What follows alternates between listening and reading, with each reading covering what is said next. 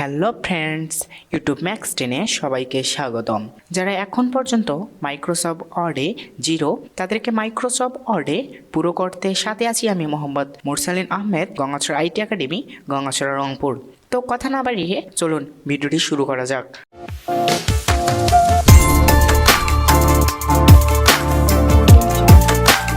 আমরা প্রথম ক্লাসে শিখব কিভাবে মাইক্রোসফট ওয়ার্ড ওপেন করতে হয়।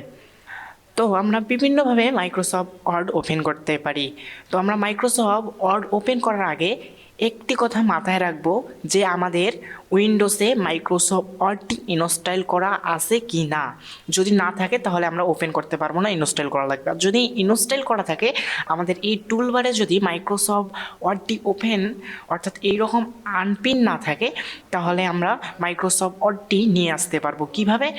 তো যারা এখন পর্যন্ত আমাদের চ্যানেলটি সাবস্ক্রাইব করেননি, তারা নতুন ভিডিও পেতে অবশ্যই চ্যানেলটি সাবস্ক্রাইব করুন এবং পাশে থাকা বেল আইকনটি ক্লিক করুন, যাতে নতুন ভিডিও আপলোড হওয়ার সঙ্গে সঙ্গে আপনার কাছে ভিডিওর নোটিফিকেশন পৌঁছায়।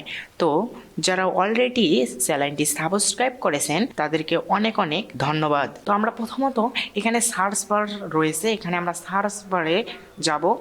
তো এখানে সার্চ বারে আসার পর এখানে আমরা যদি মাইক্রোসফট ওয়ার্ড যদি চাপ দেই, তাহলে দেখেন মাইক্রোসফট ওয়ার্ড 2010 এখানে উপরে চলে আসছে।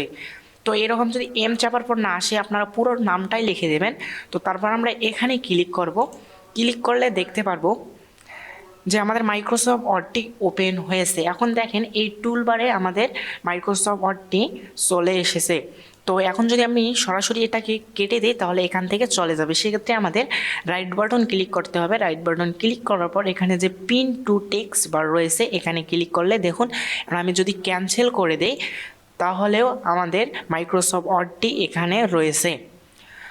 তো দেখুন, আবার আমি এখান থেকে ওপেন করে দেখালাম।